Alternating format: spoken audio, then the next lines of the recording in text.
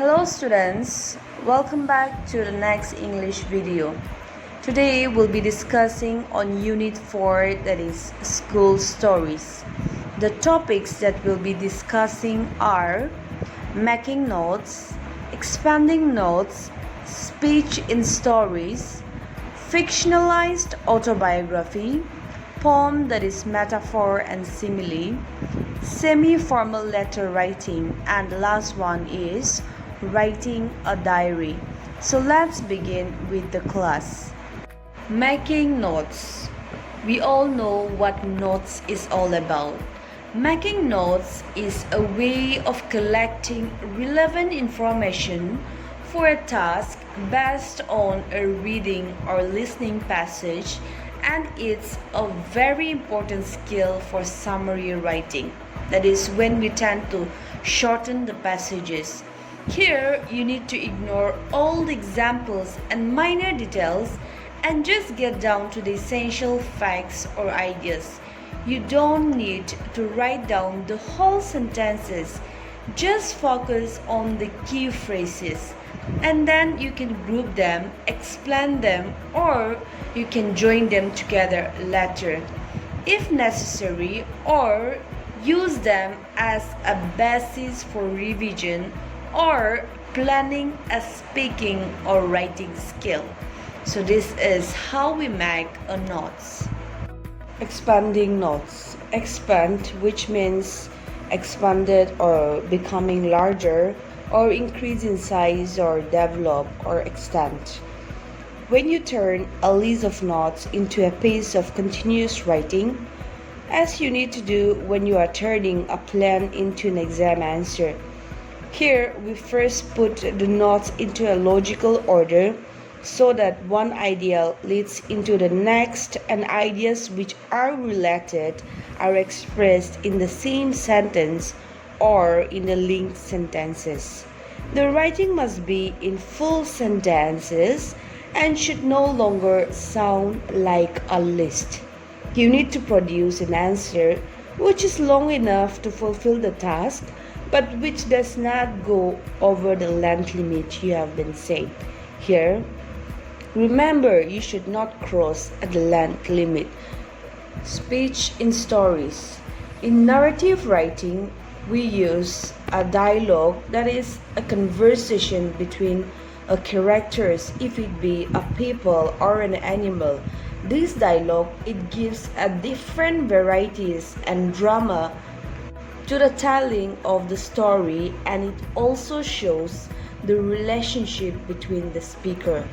Here, when you are writing a speech, sometimes the speech may be a reported or indirect speech is used to explain what a character said instead of a direct speech.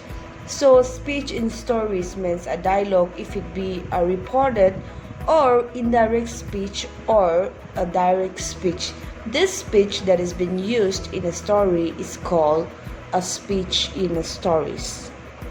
Our next topic is a fictionalized autobiography. I hope you still remember what is fiction and non-fiction, which we learned in the previous video. Fiction, it means a made-up story from the author's imagination, and non-fiction, which means retelling of actual happening about the people, place, or an event. So, fictionalized autobiographies are mostly a truthful telling of the author's experience with section fictionalized to protect the innocent. That is, the gaps are being filled where memory fails, and occasionally the story is being rearranged for a maximum narrative effect. In order to have a clear concept about a fictionalized autobiography, I want you all to go through text 4a, that is in page number 41, that is a fictionalized autobiography about a young Esther. It is an example of a fictionalized autobiography.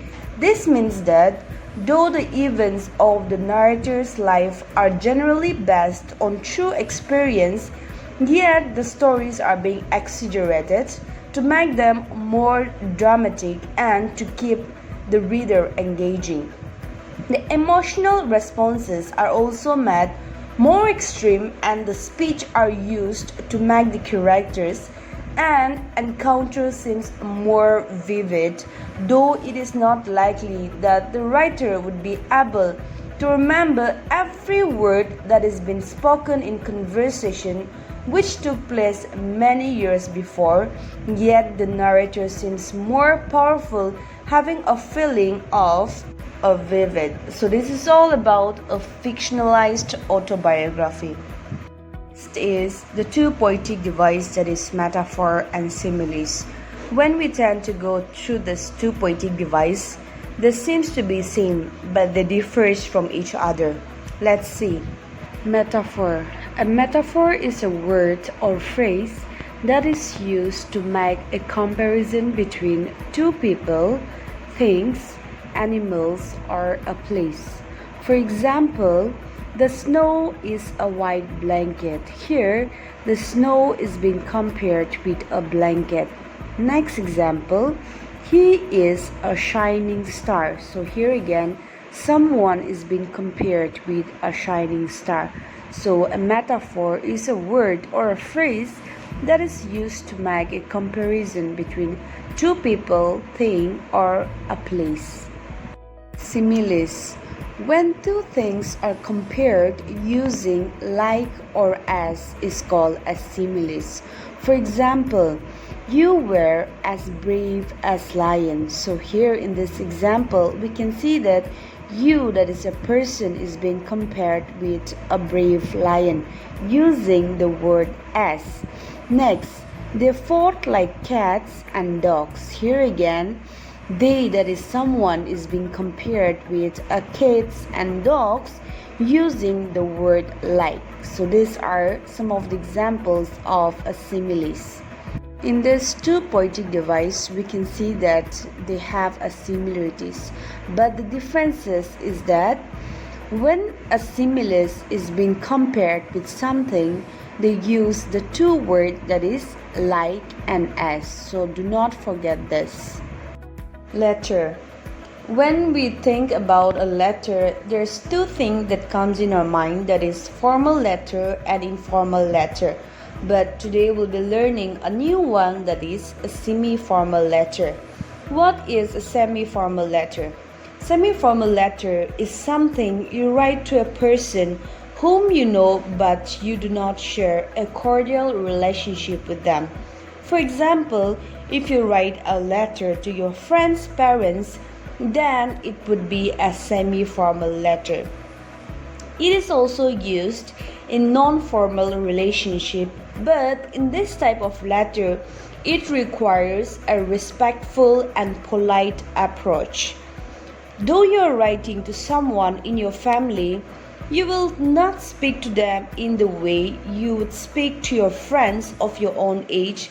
Rather, you would speak more in a respectful and polite manner. Here, try not to be too complaining or emotional, as you do not wish to upset them or give the impression that school is completely unbearable. You may therefore wish to use a light-hearted tone, as Roald Dahl does in text 4E, that is in page number 48, when he calls the porridge as a sheep droppings. Letters of this kind are usually a mixture of reflection, description, and references to event.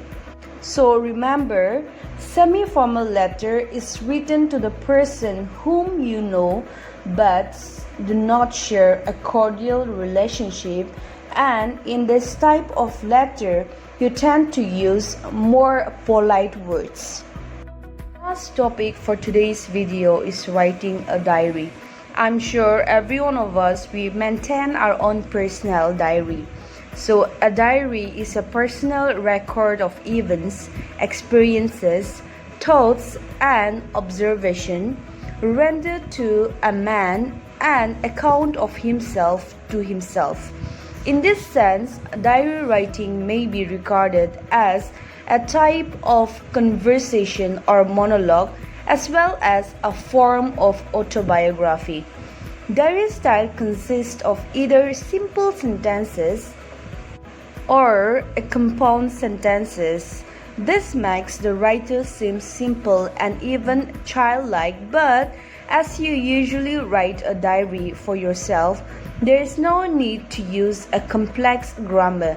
The aim is simple to record what happened and what you thought and how you felt about it. Let's learn the 7 tips on how to write a diary. The first tip is be honest. When you write your diary, try to be honest. Give the full story of your opinions, thoughts, and fears. Open up and let your feelings pour onto the pages because holding back helps nobody. The second point is be detailed. Think of it like a book. Try to pour out your thoughts and write more in detail rather than a brief description. The third tip is spell check. If you are writing a diary, then you need to go through for entries to find poor grammar, punctuations, and spelling. Even the most diligent of minds will mess up every now and then, so look out for any little errors that crop up as you're writing each and every entry, no matter how small or irrelevant. The fourth one is the dates. It is a good idea to always include the date when you're writing the entry. Fifth, give your entry a title. It's easier to scan through your notes later if you include a short and descriptive subject for your daily entries.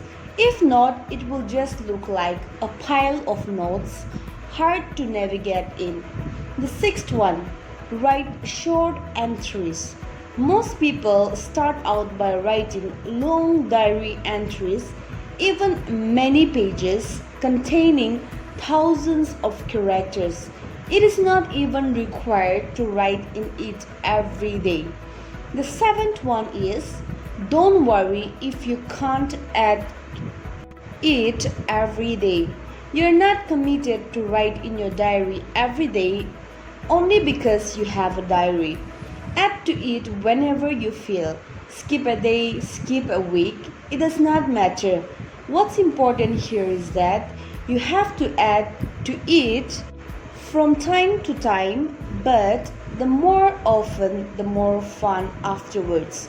So these are the 7 tips on how to write a diary. This is all for today's video. Thank you and stay safe.